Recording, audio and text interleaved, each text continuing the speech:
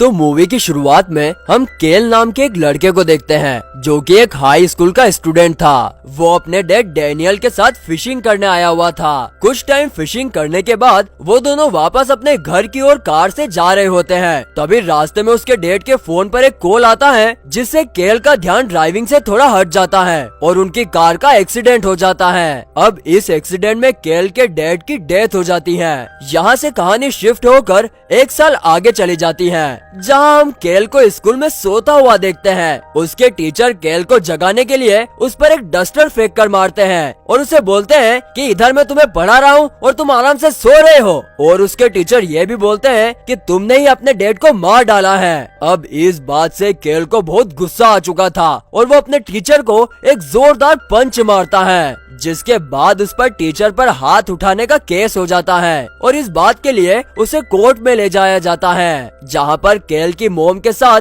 उसके टीचर भी मौजूद थे। कोर्ट में जज उसको 3 महीने की सजा सुनाते हैं जिसमें वो 3 महीने के लिए अपने ही घर में कैद रहेगा और उसका घर से बाहर निकलना बिल्कुल मना है। जिसके बाद केल घर आता है और उसकी मोम उसके पैर पर एक ट्रैकर बांधती है जिससे कि उसकी मोम उसकी लोकेशन ट्रैक कर सके कि वो उस टाइम पर कहाँ पर है। उस ट्रैकर से केल का 100 मीटर तक का डिस्टेंस फिक्स किया जाता है। अगर केल इस 100 मीटर से 1 इंच भी आगे गया या फिर उसने इस ट्रैकर को निकालने की कोशिश की तो अगले 10 सेकेंड में पुलिस को इसकी खबर पहुंच जाएगी। अब केल की मोम कस्टडी में फीस भरने जाती है। वहीं केल उस रूम में अकेले एक पुलिस ऑफिसर के साथ था जो केल को कहता है कि उसका टीचर उस ऑफिसर का कजिन है। इसके बाद केल अपने घर आकर अगले 3 महीने बिताना शुरू करता है। अब केल के पास बहुत सारा फ्री टाइम था और वो मजे से टीवी देखता हुआ पीनट बटर को चॉकलेट सॉस में मिलाकर खाता है। थोड़ी देर बाद उसकी मॉम रूम में आती है और उसका रूम पूरी तरह से सामान से तहस नहस फैला हुआ देखकर गुस्से में टीवी का केबल कनेक्शन कट कर देती है और उसको बोलती है आज से तुम वीडियो गेम नहीं खेलोगे।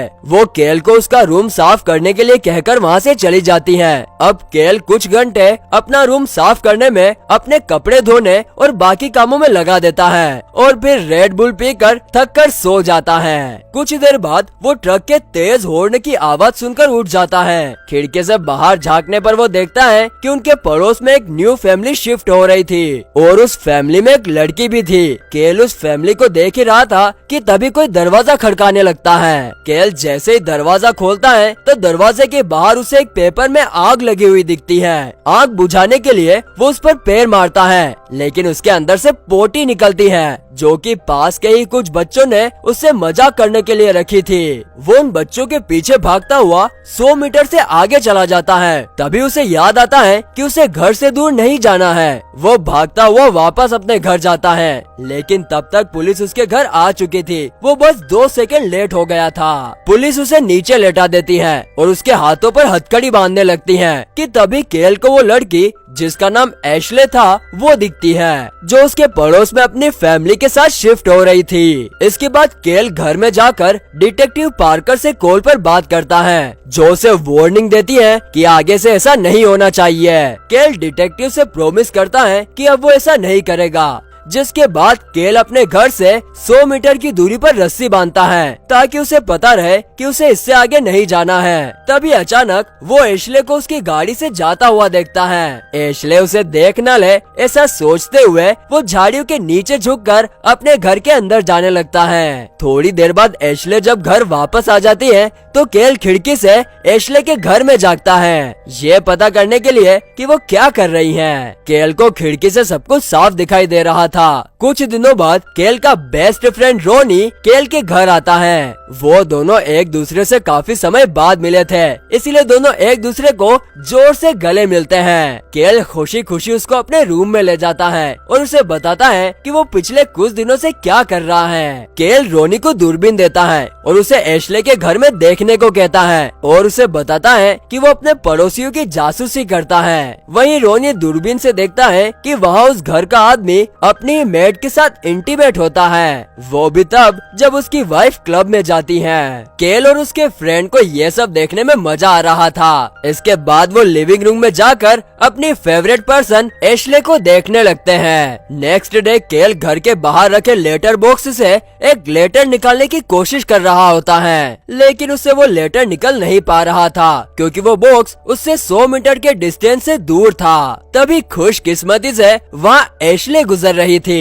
एशले वो लेटर बॉक्स से निकालकर केल को दे देती है। इसके बाद वो दोनों आपस में बातें करने लगते हैं। थोड़ी देर बाद केल की मॉम केल को आवाज लगाकर घर में बुला लेती है। अब फाइनली केल और एशले की छोटी सी मुलाकात हो गई थी। शाम को केल की मॉम, रोनी और केल तीनों साथ बैठकर न्यूज देख रहे होते हैं, जहां हाल ही में हुई किडनैपिंग की न्यूज चल रही थी। और इससे केल और रोनी बोर होकर वापस से एशले को देखने लगते हैं, जहां वो योगा कर रही थी। तभी एशले केल और रोनी की तरफ देखती है। ये दोनों डर कर नीचे झुक जाते हैं। वहीं अंधेरा होने की वजह से एशले इन दोनों को देख नहीं पा रही थी और इसीलिए केल और रोनी वापस से एशले को देखने लग जाते हैं। उसी समय एशले के डैड वहाँ आकर एशले को डांटने लगते हैं। उनसे गुस्सा होकर एशले दरवाजा बंद करके सोने चली जाती हैं। तभी केल वहाँ अपने दूसरे पड़ोसी मिस्टर टर्नर को देर रात को अपने घर एक कार में आते देखता है। यहाँ पर केल नोटिस करता है कि ये सेम उसी कार जैसी कार है जैसी न्यूज चैनल ने किडनैपर की कार दिखाई थी, जो कि मस्टैंग कार थी और उस कार के आगे बम्पर पर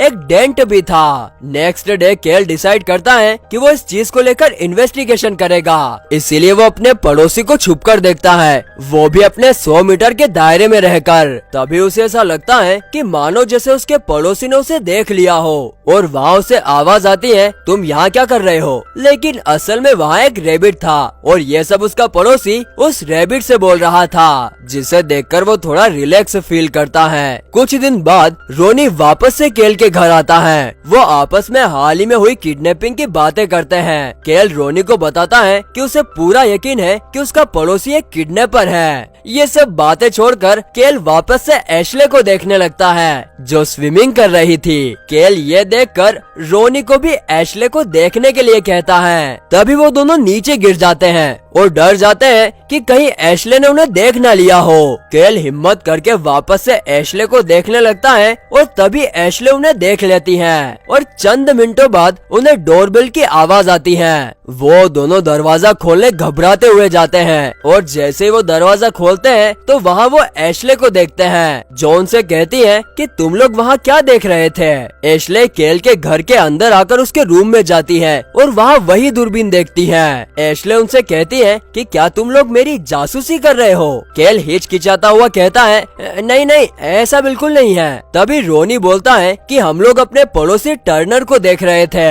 केल एशले से कहता है कि हम लोग उसकी लग्जरी कार देख रहे थे और जब एशले दूरबीन उठाकर देखती है तो उसे टर्नर की कार दिखती है, जिससे वो उन दोनों पर यकीन कर लेती है। इसके बाद अब एशले भी उनके साथ टर्नर पर नजर रखने के लिए रेडी हो गई थी। उस रात से ही वो तीनों टर्नर पर नजर रखते हैं और उसके घर की तरफ एक कैमरा सेट कर देते हैं। रोनी अपने अंकल के बैग में से बहुत सारे इक्विपमेंट निकालता है और कुछ घंटों की जासूसी के बाद आखिरकार उन्हें टर्नर दिखता है। जैसे ही वो कार का दरवाजा खोलता है तो कार में से एक लड़की बाहर निकलती है। टर्नर उस लड़की को लेकर अपने घर चला जाता है। टर्नर के हाथ में एक शार्प चाकू दिखाई देता है, जिसे देखकर वो तीनों डर जाते हैं। टर्नर उस चाकू से उस लड़की की न्यू ड्रेस का प्राइस टैग काट देता है। इतने में एशले के घर से कॉल आता है और वो अपने घर जाने लगती है। केल उसे बाहर छोड़ने जाता है और जाते जाते वो उसे किस करने लगता है, लेकिन एशले उसे किस नहीं करने देती और अपने घर चली जाती है। केल वापस से अपने रूम में आकर टर्नर पर नजर रखना शुरू कर देता है। वो जब अपना कैमरा जूम करता है तो देखता है कि वो लड़की वहाँ से भागने की कोशिश कर रही थी, लेकिन टर्नर उसे वहाँ से जाने नहीं दे रहा था। वो इस इंसिडेंट को रिकॉर्ड करने की कोशिश करता है, लेकिन यहाँ पर गलती से उससे कैमरे की फ्लैश ऑन हो जाती है और वो डर कर नीचे छुप जाता है। वो कैमरे से नीचे बैठकर ही रिकॉर्डिंग करने की कोशिश करता है, लेकिन थोड़ा सोचने के बाद वो फिर से खड़ा होकर कैमरे को साइड में रखकर दूरबीन से देखता है और वहाँ उसे टर्नर खड़ा हुआ दिखाई देता है जो उसे ही देख रहा था। उसी वक्त उसके फोन पर रोनी का कॉल आता है और केल उसे सारी बातें बताता है जो भी उसने वहाँ पर देखा था। अब जैसे ही वो फिर से बाहर की ओर देखने लगता है तो वहाँ उसे वो लड़की अपनी कार लेकर वापस जाती दिखती है। नेक्स्ट मॉर्निंग जब केल अपने लिए किचन में ब्रेकफास्ट बना रहा था तो अचानक अपने घर में वो टर्नर को देखता है। केल अपने हाथ में चाकू उठाकर उससे पूछता है कि तुम मेरे घर में क्या कर रहे हो, लेकिन तभी वहाँ केल की मोम अपने हाथ में कुछ ग्रोसरी बैग्स लेकर आती है और केल को बताती है कि टर्नर ने ही उन्हें सुपरमार्केट से घर तक छोड़ा है। तभी केल की मोम को याद आता है कि मिल्क तो कार में ही रह गया, जिसे लेने वो किचन से बाहर चली जाती है। अब केल और टर्नर अकेले ही किचन में थे। टर्नर को देखकर केल थोड़ा डर गया था। तभी टर्नर की नजर केल के पैर में बंधे उस ट्रैकर पर पड़ती है। वो केल को पूछता है कि ये क्या है, जिसके जवाब में केल उसे बताता है कि उसने अपने टीचर पर हाथ उठा दिया था और इसी वजह से उसे ये सजा मिली है। टर्नर केल को कहता है कि वो उसके स्कूल के बहुत सारे टीचर्स को जानता है। थोड़ी देर बाद उसकी मोम मिल्क लेकर वापस आती है और टर्नर केल की मोम को डिनर के लिए पूछता है। उस रात एशले के घर में पार्टी भी थी जहाँ केल पैर में ट्रैकर लगे होने की वजह से नहीं जा सकता था और इस बात से वो काफी ज्यादा गुस्से में भी था। लेकिन फिर वो अपने ही घर से एशले को देखने लगता है। केल देखता है कि एशले कुछ लड़कों के साथ गले मिल रही है और वो लड़के भी उसके साथ फ्लर्ट कर रहे हैं, जिससे वो और भी ज्यादा गुस्से से भर जाता है और अपने घर की छत पर जाकर बहुत तेज म्यूजिक बजाकर पार्टी रुकवा देता है। एशले उससे बात करने जाती है और उसका आईपैड उठाकर नीचे फेंकने लगती है। तभी केल उसकी तारीफ करने लगता है, जिससे वो रुक जाती है और आईपैड को नहीं तोड़ती। एशले उसकी बातें सुनकर काफी इम्प्रेस और खुश हो गई थी। अब ये दोनों यहाँ पर किस करने लगते हैं। किस करते वक्त अचानक से एशले की नजर टर्नर के घर के विंडो पर पड़ती है, जहाँ वो देखती है कि टर्नर की विंडो पर बहुत सारे खून के छींटे लगे हुए हैं। जैसे ही वे लोग बाहर की ओर देखते हैं तो वो देखते हैं कि उनका पड़ोसी टर्नर एक बड़े से बैग को नीचे गैराज की ओर ले जा रहा होता है। अगले दिन वो तीनों टर्नर की इन्वेस्टिगेशन करने लगते हैं। केल के कहने पर रोनी टर्नर की कार का लॉक तोड़ने की कोशिश करता है ताकि वो उसके गैराज का पासवर्ड पता कर सके।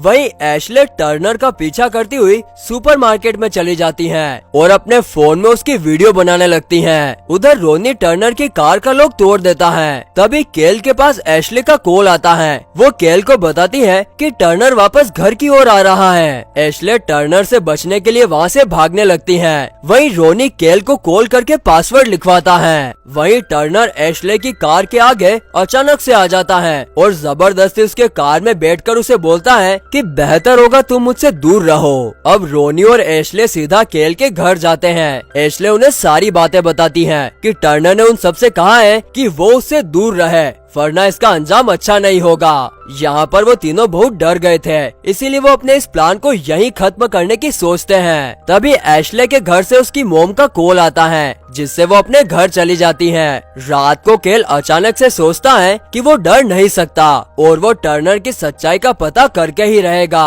और फिर वो जैसे तैसे करके टर्नर के घर के ब्लूप्रिंट ढूंढने में कामयाब हो जाता है और उनको एनालाइज करना शुरू करता है। केल एक पोर्टेबल कैमरा सिस्टम बनाकर रिकॉर्डिंग को अपने टीवी में स्ट्रीम करता है। रोनी को याद आता है कि उसका फोन टर्नर की कार में ही गिर गया है और ये सब वो कोल को बताता है। केल रोनी से टर्नर के गैराज में कैमरा ले जाने के लिए कहता है। रोनी काफी डरा हुआ था, लेकिन फिर भी वो टर्नर के गैराज में कैमरा ले जाता है। अचानक वहाँ उसे प्लास्टिक बैग में एक लाश पड़ी हुई मिलती है और रोनी को वहाँ उसका फोन भी मिल जाता है, लेकिन केल उससे वो बैग भी साथ लाने को कहता है। रोनी केल को बताता है कि वो बैग रूम के बिल्कुल कोने में है और वो बहुत भारी भी है, जिसे वो अपने साथ नहीं ला सकता। रोनी उसे बताता है कि इस बैग में से बहुत गंदी स्मेल भी आ रही है। केल ये सब कैमरा की हेल्प से स्क्रीन पर देख पा रहा था। तभी अचानक से गैरेज का डोर ऑटोमेटिक बंद हो जाता है और रोनी वही फंस जाता है। अपने दोस्तों को बचाने के लिए केल बैट लेकर वो 100 मीटर का दायरा पार कर जाता है, जिससे कुछ ही मिनटों में पुलिस वहां आ पहुंचती है। पुलिस से बचने के लिए केल उन्हें बताता है कि टर्नर के गैराज में एक लाश पड़ी है। तभी वहां टर्नर भी आ जाता है। यह सब सुनने के बाद टर्नर बोलता है कि केल सरासर झूठ बोल रहा है, लेकिन फिर भी पुलिस उसका गैराज चेक करती है तो पुलिस को वहाँ पर एक डेड बॉडी मिलती है जो कि एक हिरण की थी और वो टर्नर की कार से टकराकर मर गया था। पुलिस केल को उसके घर वापस छोड़कर चली जाती है। घर पर केल की मोम उसे बहुत डांटती है। नेक्स्ट डे केल की मोम टर्नर के घर जाकर उसे माफी मांगती है और यह सब केल अपने रूम से देख रहा था। उसी वक्त केल के फोन पर रोनी के मोबाइल से एक मैसेज आता है जिसमें लिखा था कि जल्दी से अपने टीवी में देखो। अब जैसे ही केल टीवी की तरफ देखता है तो उसे रोनी बेहोश पड़ा दिखता है। उसी टाइम उसे अलमारी से कुछ आवाज सुनाई देती है। अलमारी खोलने पर रोनी उसे डरा देता है और बोलता है कि यह सिर्फ एक मजाक था। केल रोनी के इस मजाक से बहुत गुस्सा हो गया था जिससे वो रोनी पर चिल्लाने लगता है। रोनी उससे माफी मांगता है और रिलैक्स होने को बोलता है। रोनी उसे बताता है कि वो टर्नर के गैराज से बड़ी मुश्किल से बाहर निकल कर आया है और केल को बताता है कि उसके घर में उसे कुछ भी नहीं मिला।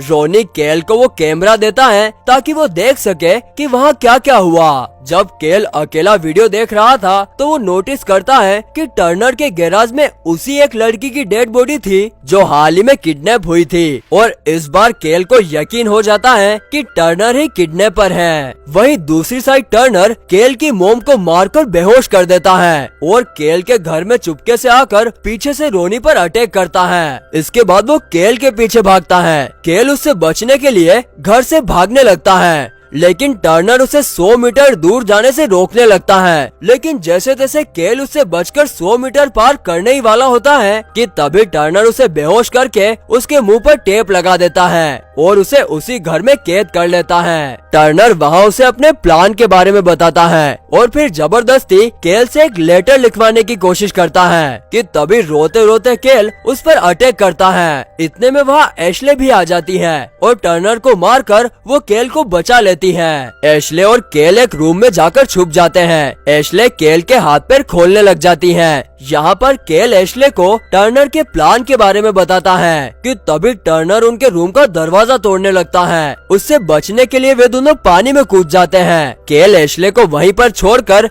टर्नर के घर में अपनी मोम को बचाने के लिए चला जाता है और इससे केल के ट्रैकर का अलार्म ऑन हो जाता है और पुलिस को एक खबर मिल चुकी थी कि केल 100 मीटर का फिक्स डिस्टेंस पार कर गया है। लेकिन पुलिस ऑफिसर सोचता है कि इसका तो रोज का ये ड्रामा है और मस्त अपना बर्गर खाने लगता है। उधर केल टर्नर के घर में घुसकर अपनी मोम को ढूंढने लगता है। जहाँ उसे एक क्रोल स्पेस दिखता है तो वो उसके अंदर जाने लगता है लेकिन वहाँ इतनी जगह नहीं थी कि कोई इंसान उसमें घुस पाए। केल उसे छोड़कर फिर से टर्नर के घर में अपनी मोम को ढूंढने लगता है। ढूंढते ढूंढते एक दीवार पर उसका हाथ लगता है जो कि असल में एक छुपा हुआ दरवाजा था। उस दरवाजे के खुलते ही केल को एक फ्रिज दिखता है जहाँ टर्नर किडनैप लड़कियों की लाशें रखता था। उस रूम के पीछे केल को एक और छिपा हुआ बेसमेंट दिखता है जहाँ वो जाने लगता है पर तब तक पुलिस वहाँ पहुँच चुकी थी और वो टर्नर के घर से शोर सुनकर उसके घर में आ जाती है। इतने में पीछे से टर्नर आकर पुलिस वाले को मार गिराता है और केल को ढूंढने लगता है। वहीं केल उस छिपे हुए बेसमेंट में जाते जाते गलती से पानी में गिर जाता है जहाँ उसे काफी सारी डेड बॉडीज मिलती हैं। लेकिन वो वहाँ से बाहर निकलकर वापस से अपनी मोम को ढूंढने लगता है और तभी उसे उसकी मोम एक रस्सी से बंधी हुई मिलती है। केल उन रस्सियों को खोलने लगता है कि तभी टर्नर आता है और केल पर अटैक कर देता है। केल की मोम अपने बेटे को बचाने के लिए वहीं रखा एक चाकू उसके पैर में मारती है और तभी केल वहीं रखा एक ग्रास कटर उसके पेट में मारकर उसे जान से मार देता है। जिसके बाद केल और उसकी मोम घर से बाहर आते हैं। अब कुछ दिनों बाद केल की मोम केल के ट्रैकर को निकाल देती है और उसको बोलती है कि मुझे तुम पर प्राउड है। अब केल पूरी तरह से खुश और आजाद था। वहीं एशले केल का घर के बाहर खड़ी इंतजार कर रही थी। केल घर से बाहर आता है और एशले को किस करता है और इसी हैप्पी एंडिंग के साथ ये मूवी यहीं पर खत्म हो जाती है।